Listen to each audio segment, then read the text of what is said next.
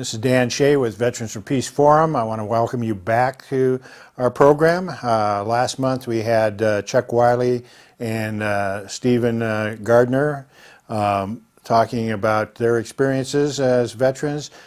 Chuck's story is one in which was a second part of his story. He was a GI resistor who went up into Canada. We talked about his entering the military, and then we never got to talk about Canada. And so the second part, we got to talk about Canada, and then we never got to talk about how he got back to the U.S. So we were going to do a third part here today, but his work schedule changed, and he can't do it this month. And he decided that we'll do it next month. We're looking at that. He's scheduled in to do that. So, you know, come back and see us at the next fourth Saturday, and we'll get to finish that story. The next thing, too, I want to talk about is last Sunday.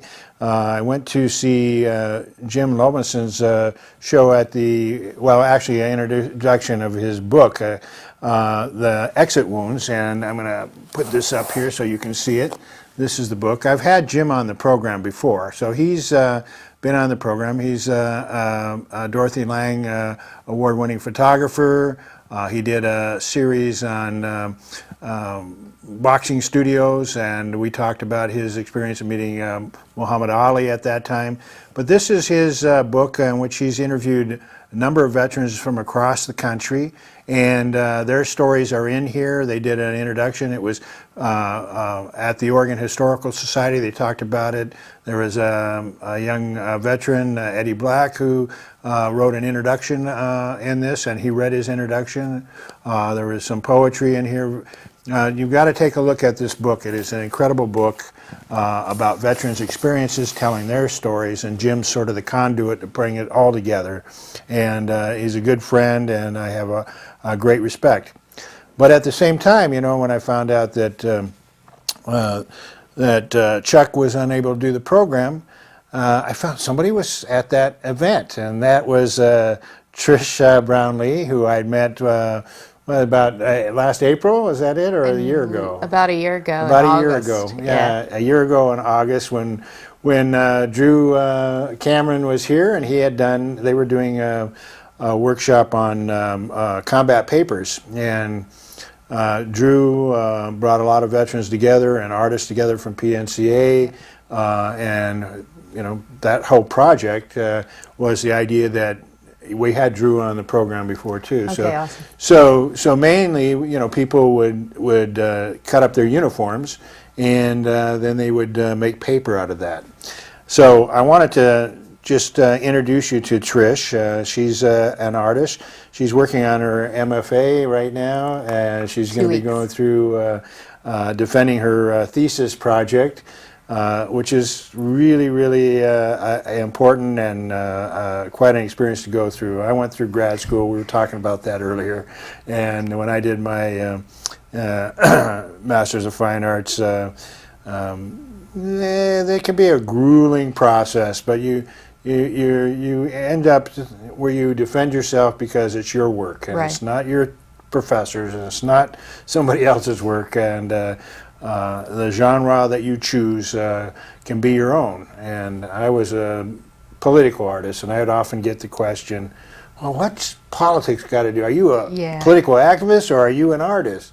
And I couldn't, what's the difference?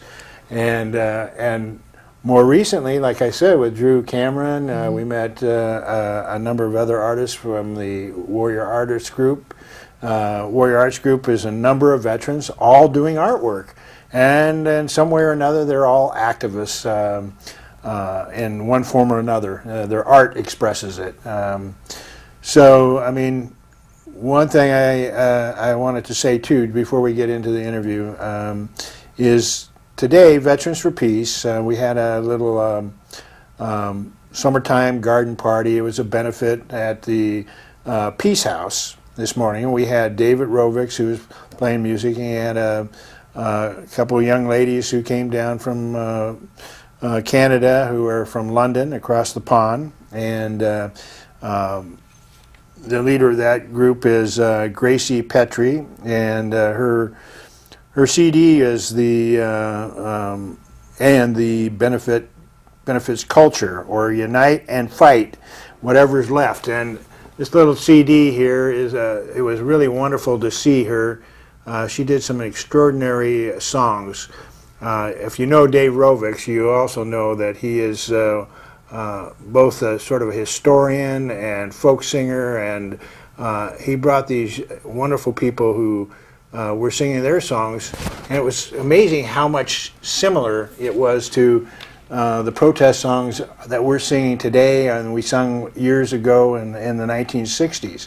So I think that was incredible to hear them, because their political system is having the same kinds of problems that our political system is having, and it was really a pleasure to hear them sing today, as it always is. We also had Lloyd Marbet, who many people know in Oregon especially, is that he's been anti-war, anti-nuclear activist for many years in Oregon, stood up against Trojan and helped bring that down, and you know, everything, the downwinders along the gorge from Hanford, he has brought a lot of awareness about nuclear issues, and also the whole political structure that he had to fight in that process. Didn't know that he was a vet. We found that he was on our VFP local roster as a member, and we reached out to him to come and speak at that event. And today's event was really interesting, because he just mentioned a little bit about his former activism, but he talked about his being a veteran, and how at one point he was talking, doing a lecture or some event on anti-nuclear issues, when he just became very, very thirsty, incredible thirsty. And he realized he had to go to the doctors, and they started doing tests, and he found out he had type 2 diabetes. And when he went to see somebody about it, they started talking about Agent Orange, and he realized he had prostate cancer that he got taken care of, and that Agent Orange was a part of that whole process. And yet most of the people who know me already know that I'm an Agent Orange victim. So it was very interesting to hear his story, and I think more people need to know those stories. Trish was saying My uncle. Your uncle, Right. just died. He had actually died before I was born in the late 70s, early 80s, from cancer as a direct result of Agent Orange. So it's, you know, for so many people that has affected us. War affects us in many ways, and, you know, some of us speak out vocally, some of us, you know, tell our stories to our therapists and don't say anything to anybody else. There are families I know that they tell me that their parents went through this, and they never, their parents died, and they've never heard one story, you know. I mean, it is something that affects all of us, and I, as an artist, you know, most of my expression comes out in my work. So you're an artist, and I want to first ask you, where are you from originally? Originally, I lived in central Pennsylvania, and I left like the day I graduated high school. You know, it's a really interesting history. My grandfather was a Navy corpsman attached to a Marine unit in World War II. And my uncle was in Vietnam, but other than that, really nobody leaves Pennsylvania. Or it's a joke is you're in Pennsylvania forever, or you leave forever. So I left, and I went and bounced around California for a little while till I started art school there for about a year, and then I ended up enlisting into the Air Force Reserves, and eventually ended up in the Oregon Air National Guard. How long were you in the reserve? Probably a year. Year? Okay. Long enough to do the training, and then I was in a reserve unit in Massachusetts, and I wanted to move over to the Pacific Northwest, so I transferred to the Oregon Air National Guard. And so for a long time, Portland was kind of my home base while I would do different active duty assignments and So I kind of feel like I grew up in Pennsylvania, but I became me in the Pacific Northwest. And now I'm in North Carolina with my family. I've been there for about 5 years now. North Carolina? Yeah, so I come back and forth. How far is that from Asheville? Oh, it's about 3 hours. it? Asheville's like the mini Portland of North Carolina. Yeah, Though I love yeah. it. Yeah, everybody loves Asheville. It's great. It's like the hippie part of North Carolina. If you can find it. Well, we had our national convention there last year. Yeah, it's great. Yeah, it was it's a great town. a little college area there. It was beautiful. I really enjoyed beautiful. it. Lots of art galleries, lots of artists. It's a great community. I try to get there as much as I can. Yeah. So, and then you have a child? I do. My husband is transitioning off his last year of active duty after 12 years of service, and we have a 1.5-year-old daughter. We've been married for about 4 years now, and she's awesome. I'm in my last semester of grad school, so she didn't come with me this summer.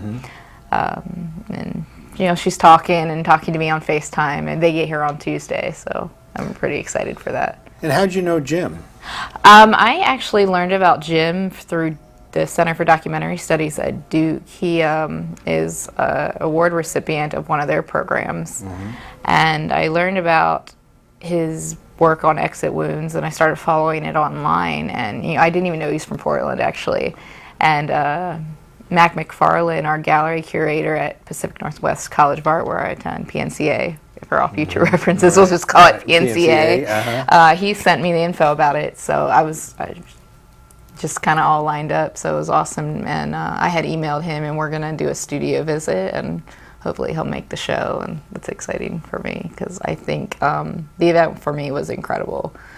To hear him speak and hear Eddie speak and his guests find words for these issues that I'm trying to discuss in my artwork was pretty powerful stuff. Well, you know that, like I said, I'm an artist, and everybody I seem to find as veterans are somehow a part of art. Music, art, theater, all of those different things. I don't know, artists are always questioning and pushing the edge. Yeah. My daughter was telling me with my granddaughter, she says, "Look how well she's staying in these things." I said, "That's not art." I said, "Get outside the don't line. worry about the lines. Get out of the lines." We always are pushing outside the box. Yeah, I mean, I teach back in North Carolina. I teach at a charter school for performing and fine arts, and I work with kindergartners, and kindergarten is amazing because they haven't been told what you're supposed to do yet. Right. So when I get to my 3rd and 4th graders and we're talking about art, I have to break them outside of this idea of what art is supposed to be. And I think my husband's also a musician, and I think for him that's definitely been a way for him to deal with his experiences in the military. And I think it makes sense to me because Edward Tick, War in the Soul, he writes about this need for a ritual when you leave military service as a way to, and this ritual needs to involve your community, not just other veterans, but the civilians in your community. And he writes that our veterans are really denied a ritual or a way of connecting, and I think art has the power to serve as that ritual, whether it's coming together and making art, creating art. This just storytelling about your experiences, a way for people who haven't had those experiences to connect.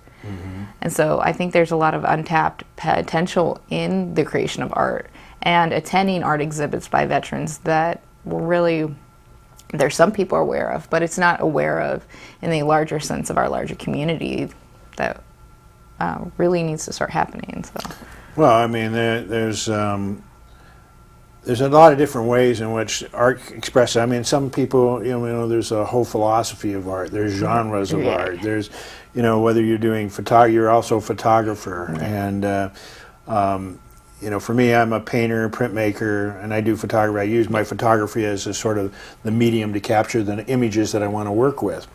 And, I'll just... artists are thieves, we'll go to. There's no original art. That's what they say. Yeah. Yeah. So I'll go to something that I find in a magazine, Yeah. and I will Influence. distort You it didn't and play steal with it. You were influenced Yes, by I it. was Yes, influenced. you were influenced. These are your influences. I have no problem saying I'm a thief. I call it liberating it. You know? You liberated it. I liberated it. So just recently, you know, myself and my colleague at Veterans for Peace, Angie Hines, she's a post 9/11 Navy vet, Iraq veteran, and the Veterans for Peace purchased a door from what they call R2D2, which is the Right to Dream 2, which is a homeless camp on about 4th and Burnside, up by the Chinese, our little China city here, Yeah. with the Chinese Ark. And so we decided that we were going to paint this. Well, I should say our chapter volunteered us to paint the door, you know. So I started trying to think of a motif that fit the Northwest, and I was dealing with Native American art. I found a carved door, just looking at doors, and I changed it around so that I could create more like a woodblock print from it.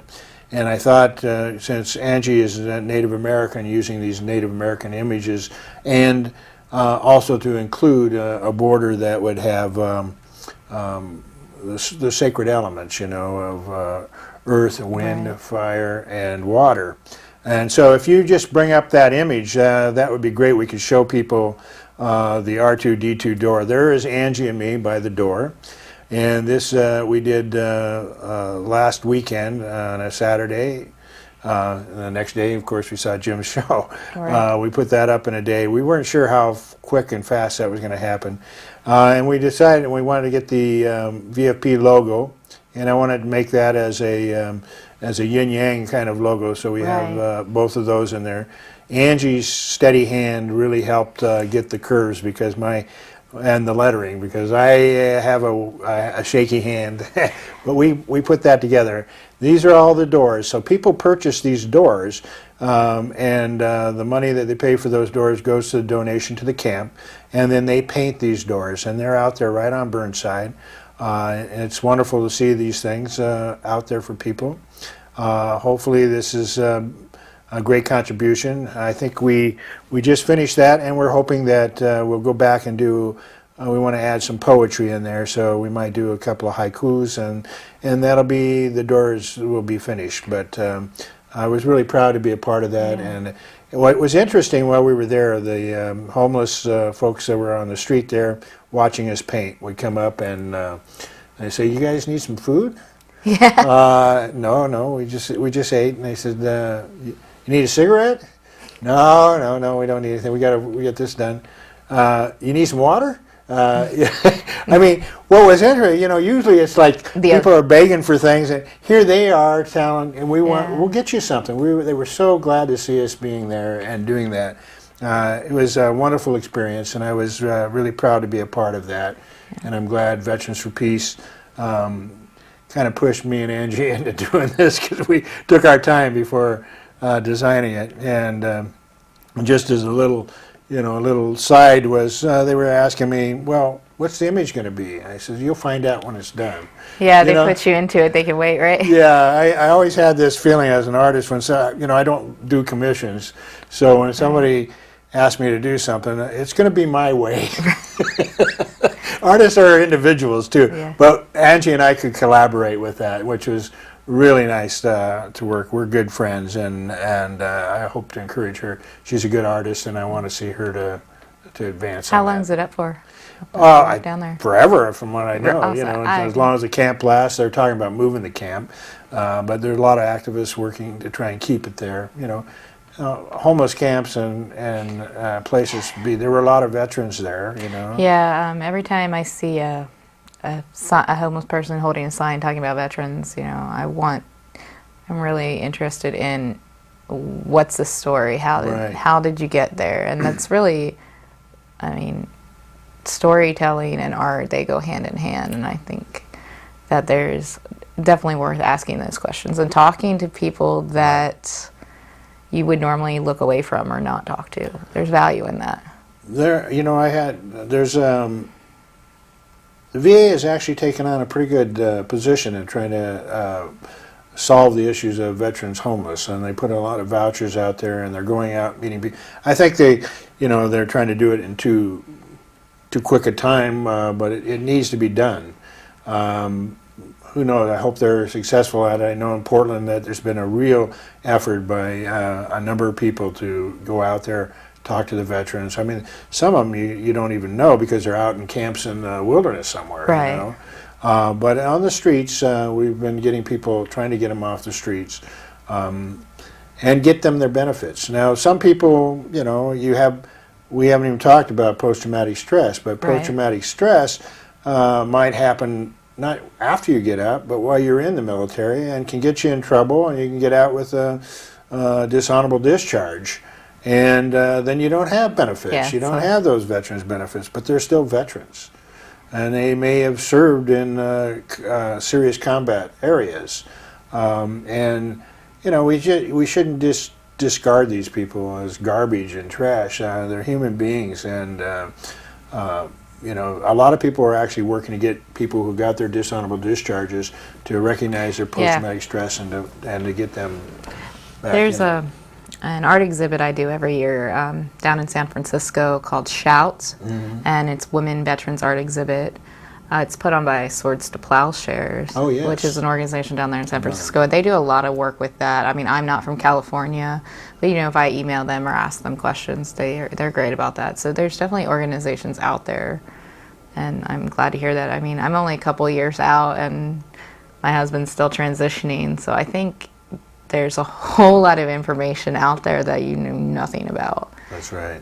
And as we were joking earlier, my book stack is huge. And like, you know, the more that you read and try to understand things and why the world is the way it is, the more you end up needing to read. And I think that's where art becomes a place of activism, of trying to start a conversation about things that people would normally not even know they need to talk about, or how to begin even talking about it. Well, if you're an artist, you also study art. Yes. So who were your influences?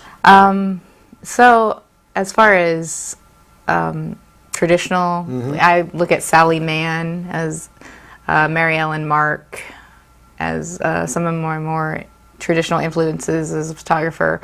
Otto Dix as a painter. He came out of World War I. Otto Dix. Well, a printmaker, I can't help it. Yeah, and I enjoy Sigmar Polk. I went to a retrospective of his work, and he's sort of one of those artists that didn't agree to one particular medium. Right. He sort of did his thing, and he bounced around to different issues, different themes, and different types of medium. Layering, just different ways of working, and I think his work is really fascinating to me. Yeah. And then, you know, currently Jim is definitely a huge influence, and then just a lot of artists that I've been meeting in the last couple of years of calling myself a veteran artist, or you know, really embracing that title or that understanding of a way of looking at myself and what my own identity is. You know, Drew Cameron. Oh yes. Yeah. When I met him last summer, I was in my second year of grad school, and I was making this work about military families, and I was struggling on trying to voice all these thoughts. And when I met him, and I was like, okay, there's other artists out here, we're doing this. And he taught me the process of making paper for military uniforms. And I think if there is one practice of art that every veteran should at least experience at one point in their life, it is taking their military uniform, cutting it up, putting it through the process of turning it into paper. And whatever you do with that paper, whether you leave it blank or you put something on it, but that process of cutting up your uniform into pieces, it's not a fast process. You have to cut off every seam, every button. It gives you time, I think, to just really look back on your experiences, understand what you went through and where you're going, and it's a transformation. When you're leaving the military is a transformative process, and to make this paper, this combat paper, that's what you call it, combat paper, and it's basically paper made from military uniform. It's a transformative process, and I think that everyone should experience that, whether you call yourself an artist or not. Right. That creating in that way is really powerful, and it really sort of changed my practice and what I was doing with my work. So It's kind of demilitarizing yourself, in a Yeah. sense, you know? I mean, it is. I mean, it's taking off the uniform and turning it into something else. And what am I going to be after the military? Yeah. You don't even realize how, for me at least, how much has become a part of your identity and how you associate yourself with the world and how you relate to other people until you don't have it anymore.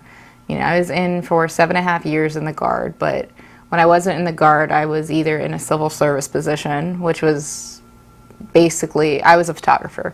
So whether I was in the Guard, whether I was a contractor, or whether I was in civil service, I was a photographer to the military. It was just, maybe I was wearing different clothing. You know, maybe I was wearing something more like this in my Well, civil since you're how old now? 31. 31. So you've lived with this Yes. war since you've been... I was a senior in high school, Yeah. September 11th, and my high school boyfriend was in the Marine Corps. He was 2 years ahead of me, and he was in one of, I forget, I might be screwing up the name, but shock and awe phase of Yes, Iraq yeah. in 2003. So when he came back, I hadn't yet gone into the military, but I was in delayed enlistment program to go. I had my date for boot camp, and he came back from Iraq a different person.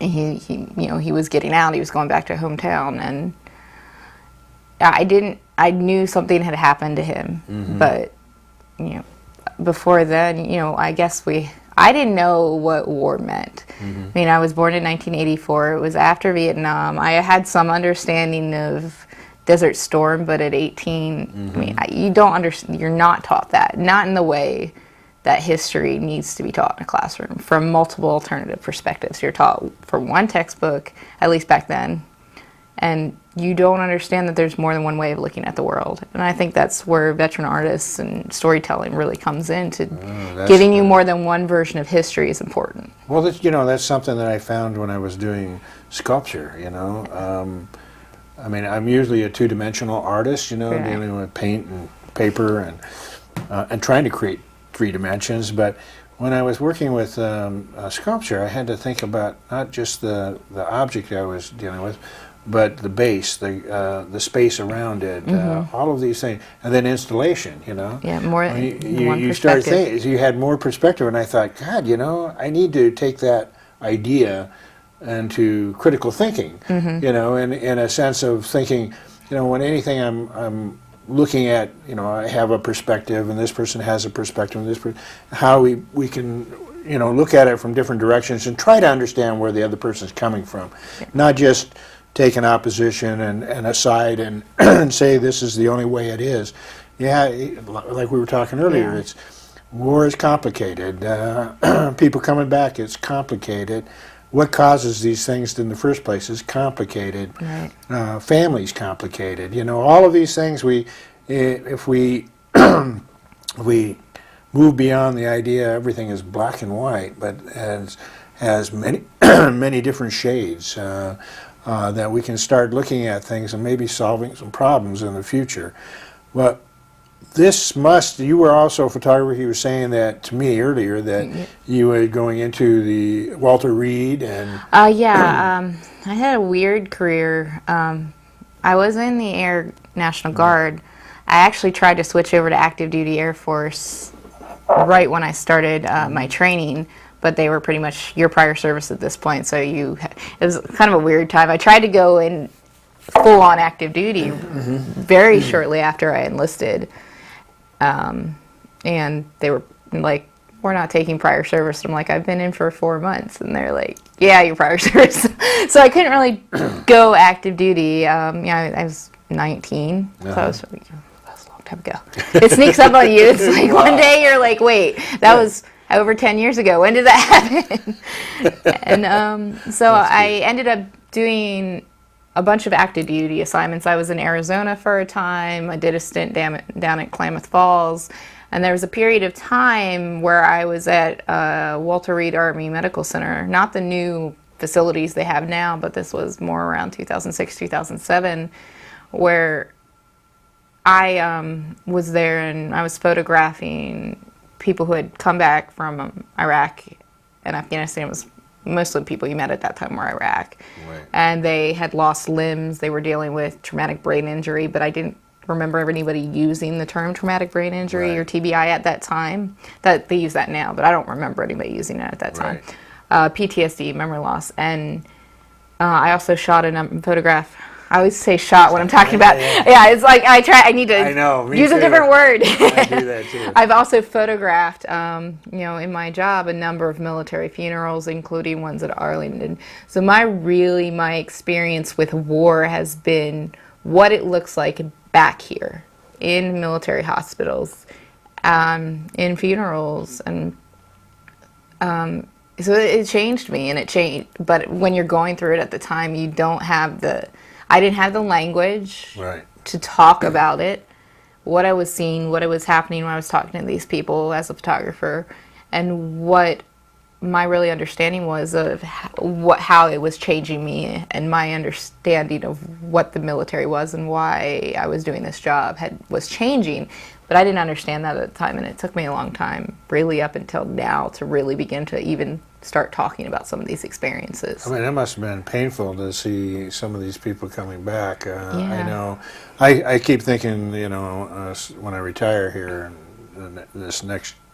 beginning of the next year, I think I want to go up and volunteer my time at the hospital. I think I need to do that, and I know people that have suffered a lot, and but just to be there and to be there for somebody, because sometimes people are just left there without friends and family. It can be too far away or whatever it is. So I think it's important for people to see what really happens to people when they come back. And it's definitely still going on.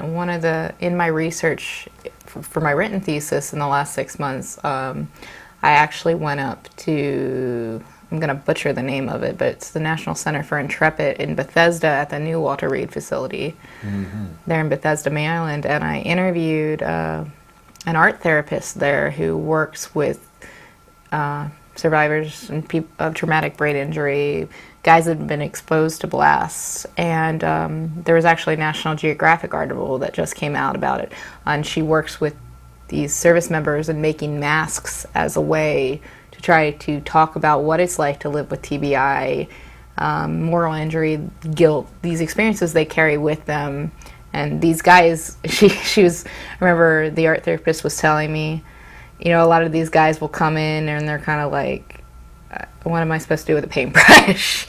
What do you want me to do with this? But she says the majority of them leave feeling better. And I'm not going to say that I made this artwork now, so I'm all better. Or people have made art, so now they're all better. I don't think it works that way, but I do think it's part of a process of finding purpose in experiences and beginning to be able to talk about it in a way that's a little less threatening and a little more easier to understand through creating. Well, I think there's an artist in everybody in some form or another. And well, I mean, we've been dancing and singing and painting on walls since the beginning of time. The arts is built into what it means to be human. And I think people just forgotten that. I do too. I think that happened. I know when I was teaching in basic design and stuff, I'd have the artist who was actually already pretty well trained, but they had to go through the classes, right? Then I had the people who said, I'm not an artist, I don't know how to draw. And those were the ones that actually learned the most. And I saw them advance so fast. It always amazed me as a person that said they don't know how to draw, they're not an artist. And yet, once you got them working on trying to just draw a circle or to draw something, they began to, I just think it's innate in us, in some form or another. And it's nice to be, I think, a teacher, to be a midwife to bring that out, I don't think you can really teach anybody. You're actually just freeing them from themselves. Yeah, I mean, I teach now. We had talked about that earlier. I teach at a charter school in North Carolina for performing and fine arts and arts integration. And one of the things we're doing is, with arts integration, you might teach a math concept with a visual arts concept. And it's not using art to teach that math, but it's teaching them together. And it's, I mean, we've only been open a year. It's a new old concept. Like, it's an old concept that fell away, and now we're using it again. And arts integration schools, you're starting to find them all over the country, and putting it back into public education as part of how we learn in general. Not that, certainly you can't deny that some people come into the world seeing in a certain way that it makes it easier for them to draw, or hearing in a certain way that makes it easier to make music. But it's not that those art isn't just reserved for those people. Art is for everyone. Right. Right. Well, I'm dyslexic, so I had a hard time writing, you know, and I could never remember lyrics to a song. I can't remember them. I'm not sure anybody wants to hear me sing them.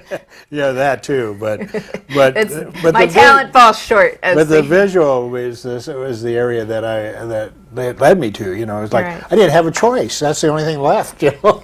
Yeah, I did theater growing up too. But I'm not, I shouldn't say I can, everybody can. Yeah. But it's not suggested singing or dancing in public is really for me. So I was like, well, you know, I enjoy theater, and I've done visual arts my whole life. My grandmother and I grew up doing artwork together. I started working for photographers when I was 15, and that was just, I always knew that this is what I was supposed to be doing. And so technically, you know, every photographer is going to ask, what kind of camera you use? I am a Nikon person. I have a Nikon D7000 right now, which I really enjoy it. It's not so huge that I can't take it with me and go do what I want to do. And, you know, it's a little more on the affordable end. And I spend my money on the lenses. You know, that's what Ray says. Spend your money on the lenses. So I have a lot. My 35 millimeter 1.8 is my lens I'm very fond of right now. Yeah. So that's great. It's my go-to. And it's my only one because all my other ones are at repair shop right now. Well, that's great. I like Nikon too, but I had it with the old film, you know, and it wasn't digital, and then I spent so much time in the darkroom. Now it's so great that you can go from digital to print. I mean, I was really lucky. My high school in Pennsylvania had a darkroom, so my first camera was a Canon Rebel, actually 35 millimeter. My mom gave it to me as a gift for my my 14th birthday, and we had a darkroom in my high school, so I learned how to do that at a very young age. I was one of the last classes trained in the military in, I believe, film photography in addition to digital photography. So I've been lucky in that I've been exposed to a lot of these different processes. So with your thesis, I mean, you're taking your photography and... So my thesis... called About Face. About Face, yeah. The exhibit opens on the 29th, and it runs through August 9th at PNCA in the first floor in the Innovation Lab. About Face it takes photography, printmaking processes, and handmade combat paper. And my paper is actually made from a combination of military uniforms and my daughter's baby clothes. I like that. Military uniforms are really tough, so you need to cut them with something 100% cotton, whether it's like cotton muslin or linter or baby clothes, in order to break it down in the Hollander reader. So for me, I used her baby clothes. I thought, to me, there's something very powerful about that combination of the worn military uniform and the worn baby clothes. And that's really what my work's all about, is trying to navigate this family life and this home life. Well, not just coming back from war zones, but just day-to-day military grind. Well, let's put a few of your pictures up here, and let's go, let's do a couple of pictures up here, Jim, and we'll see.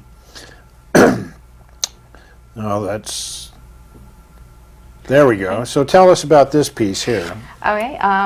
The photograph of this piece actually started when I started this body of work in 2012. Any of my work, my personal work prior to 2012, looked very different. It was a lot of subculture. It was very influenced by music. It was also influenced by trauma, but it was not addressing military issues at all. Right. Like, I got out of the military and I didn't want to deal with it. I wanted to do something totally different. So this was one of my first pieces that really went back to trying to examine military experiences, explore what I had been through, what my family had been through, and what so many of my friends were going through. and just this looking for this idea of identity in the photograph. So it's a digital photograph that's then printed out onto transparency paper and exposed onto handmade combat paper through cyanotype process. I remember that. So originally it was the cyan blue color, but then Right. I put it in tea and I tea dyed it to bring out more sepia browns and blacks. So that's the actual process, is photograph, cyanotype onto handmade paper. So Okay, let's do the next one. You have another one up there? There it is. Okay, what's that one? So this is a part of a body of work I'm currently working on. So this work you won't see in the thesis exhibit. This is, I call this my shadow box series. And what I'm doing is I'm talking with service members, veterans, families, and they're just telling me their stories. So we're sitting talking like you and I are doing right now, just talking about our experiences and talking about our stories. Most of them are people I know, and now I'm starting to reach out to people I don't know as well. And after they tell me their stories, I photograph their portrait. My friend here, he's a veteran, and now he's a spoken word artist, so he does poetry. I actually met him doing poetry about the military. And I went ahead and photographed him, and then I printed out onto Pictorico, which is a transparency-like paper, and I take it back to him, and he alters it, part of it. And for example, on the shadow, you see the white spot in the middle of his neck. He actually cut out his voice box, and he said for him, serving in the military, he lost his voice, and now he's getting it back through his spoken word, through his artwork. That is really heavy. So I drew in the little microphone for him, and I brushed and altered it through scratching at it with steel wool and different materials. And then the final step was, originally I was going to do photolitho, but I started doing some research on how I could actually print inkjet on the handmade paper. So I found this process of prepping it with ink aid, and then I was able to put the handmade paper back through the inkjet printer. And that way you don't lose tone and detail like you would through the photolitho printmaking process. Beautiful. And so this, I have about 12 in these series I'm working on right now, and this is a series I'm actually going to be continuing working on over the next year. Well, hopefully we'll see that in a book too. I wouldn't mind. Let's see the next one. This is a second part of the same series, the Shadow Boxes series. And I call it the Shadow Boxes series because it's sort of almost like a counter memorial or counter monument. We make shadow boxes to display our medals and our uniforms. That's and true. so the final version of this is actually I'm going to put these works into shadow boxes and sort of to memorialize the parts of our experiences that we don't always talk about. Beautiful. And so in this place, I photographed same way, and then I took it back and collaborated with this with the artist, the veteran in the subject is that's the official term, but I hate using the word subject. So, no, it's so cold. The subject, like no. So I took it back to the veteran, and he really wanted to talk about some of his experiences with multiple combat deployments. So he used scratched with a pocket knife, and I have videos I'm putting together. So this final work is going to be the pieces, but it's also going to be some sound bites. a little bit of a documentary then. Yeah, it's very, I mean, I was a photojournalist, so all my work is very influenced by being trained as a photojournalist. So looking at this, it looked like brain trauma. He's dealing with PTSD. He's also dealing with tinnitus, the ringing in the ears. Oh, I've got that. Yeah. So, and he's a musician, so it messes with what he does right now in order to deal with his experiences. He rode the rank roller coaster a little bit as he was self-medicating, and I find that everyone I've talked to while I'm doing this work, when I started, I didn't know if people would want to create this artwork with me, would want to be open to telling their stories, and I found that these veterans want an outlet to talk about their experiences, and art is a very valid way of doing that. So, and I've been asked, what if they're not very good at mark making? And I haven't run into that problem yet. So I think that comes from assumptions of who veterans are and not really knowledge, firsthand experience. Yeah. Okay, next photo. This is a third image from the Shadow Boxes series, and this is my friend with his little service dog. And I actually struggled with this image. I rephotographed him 3 or 4 times in different positions, and then the dog came and sat down with him, and it changed everything. And I'm like, and he told me his therapist suggested he get this dog as a way of dealing with his experiences. And he actually did his mark making by pouring rum onto the Pictorico, and then we shot the shot glass, which it was an army shot glass. I got pictures of him creating it into the middle of it, and we let it dry. And we did that. A lot of his struggles were his experiences in the Philippines since post 9/11. So that reference to water and those experiences, but also, he and I shared stories over rum and Coke. So. I was in the Philippines for 9 months. That was quite an experience. Loved the place, but so I keep some consistent mark making throughout the work, using traditional cross-hatching marks. But in order to do this, I'm actually scratching away the image, using steel wool on it. And I enjoy. I shouldn't say I enjoy the steel wool, but the steel wool to me talks about. People talk about trauma, and they talk about PTSD, and they talk about this huge traumatic catastrophic experience, but I'm not sure that's always the way trauma works. I think of it as sort of scratching at the same spot over and over and over again until it becomes raw, or it becomes exposed and you can't hide it anymore. Right. And so for me, using that steel wool is a metaphor for scratching at the same spot. My husband makes jokes that people get PTSD from toxic leadership just as bad as they get it from. Well, he's right. He is right. I agree totally with him. So I think military life is extremely complex thing to try to talk about. So I'm looking at art and handmade paper as a way to address these contradictions and complexities. Have you shown this before yet? Not yet. I have it on my Tumblr blog. I try to post the process of creation. But this really hasn't been shown publicly yet. I'm still working on a venue for it. I'm curious how the responses of people, what they see in these things, because we as artists, we process things in one way. We have an idea.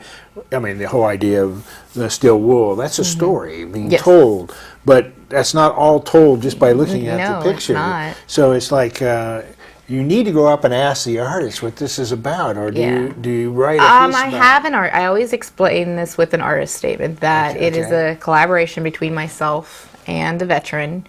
I photograph the work. I put a little bit of my own mark making into it, but then I take it back to them to really try to explain their stories visually. The one thing I found is anytime veterans look at my work, I don't think I have to explain it to them very often. And I'm in critique groups right now, and I found people to be extremely responsive, and if they spend a little time with the work, of course, I can't control what everybody's going to take away from it, but I found that it is speaking to people, and people are responding to it. That's good. Let's show the next one. All right. This piece will be in the thesis exhibit. Again, reception's August 6th. It's at 6 p.m. at PNCA. And this is a part of my family portrait series. And I worked on this project from 2012, really up until this year. Is this your husband? It is. Your child? For this particular work, this is my husband and daughter, but I think it speaks to a larger conversation of, I think this could be anybody. It can, yes. My daughter's really cooperative, so that it worked out. But I think the family portrait series is really trying to put into a photograph how complicated military life is, and to come back from war zone to your family and reconnect. And so what you have here is you have this domestic space. You have a very common looking knotty pine wall, very nostalgic, and you have this very young soldier sitting barefoot with a cup of coffee on a couch. And you have a child looking at him, but what's in the middle of them is this trigger, this thing you're not supposed to talk about. Something that divides. Yeah, it divides. You see, you get it. Oh yeah, well, I see And it right away. I can break it down for people. Yeah. But I've yet to find that people don't get this image. And also, for me, it also means, as a soldier, we are he's almost at attention. Yes. And being at an attention in the military is to take orders. But oftentimes, children are killed in these battles, too. Yeah. And we come home and we have our children, and we look them in the face, and we understand what it means for other people's children to be taken. It's a painful process. It's a painful thing to come back home and try to say what is normal. Right. I don't even know if there's any such thing as normal. But I'm the weird person at art school, so I'm definitely I make the jokes. I was weird in the military because I was an artist, and now I'm weird at art school because I was in the military. So that's beautiful. I am definitely not the person to talk to about normal. Let's go to the next one. I think I had one more there. Oh, this one. Yeah, here. I really like this. I got this off your blog. This is a hard piece for me. Again, this is actually I started this as the family portrait series. Right. This was originally just a photograph in of itself. It was really early on when I photographed this couple. I really got to work on that one. Me too.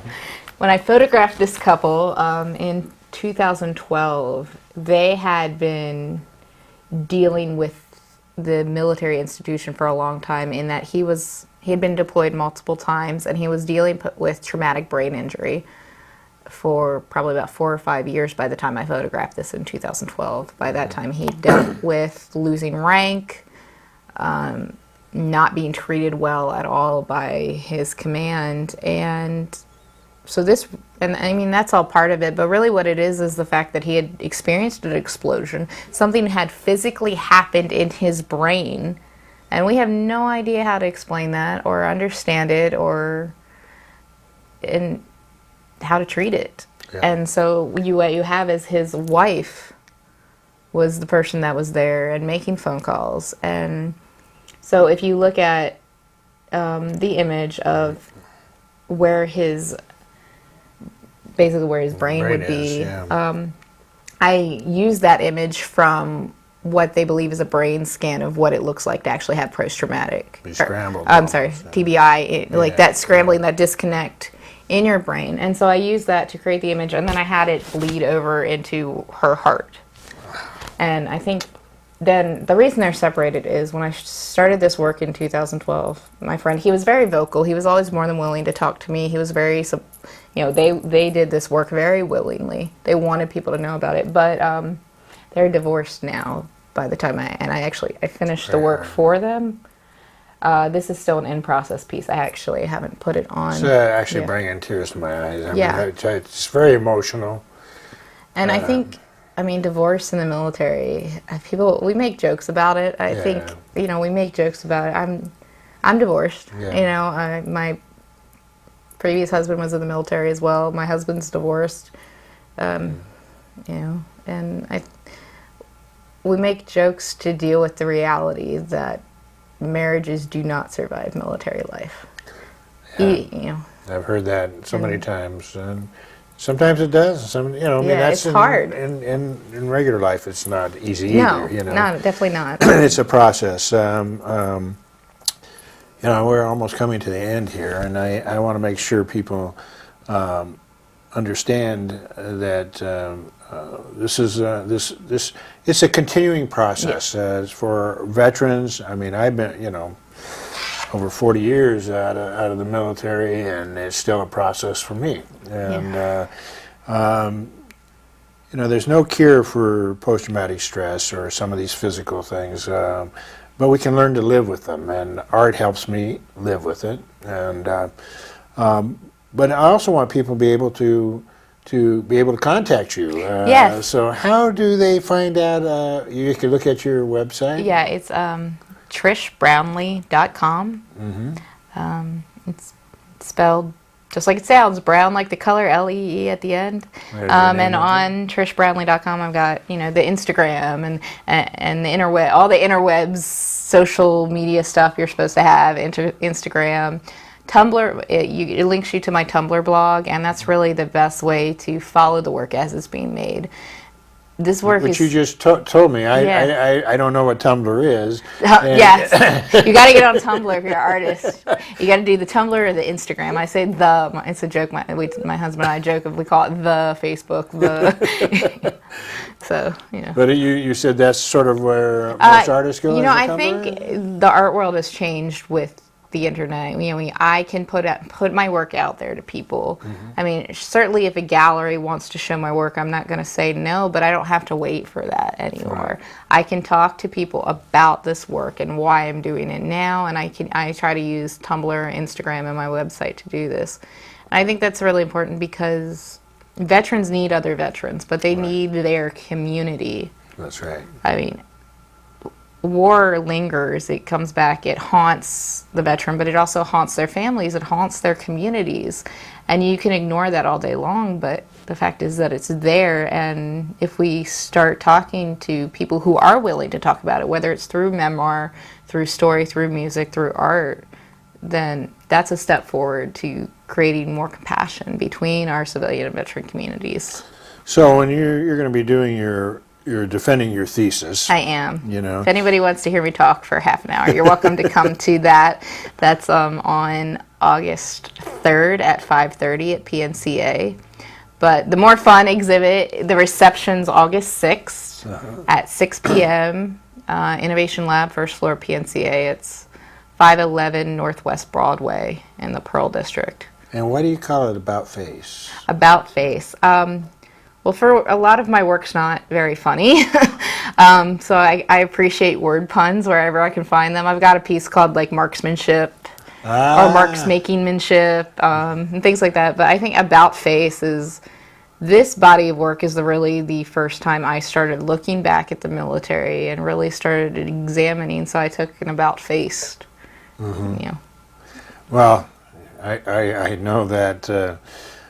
Soldiers, about face. Yeah, and of course, you know, it's it's a word pun. And I think, you know, for me to, I am a veteran. I am making art. It took me a long time to embrace the word veteran about myself because I'd never been in a combat zone. Like I said, my experience with war was photographing funerals and things like that.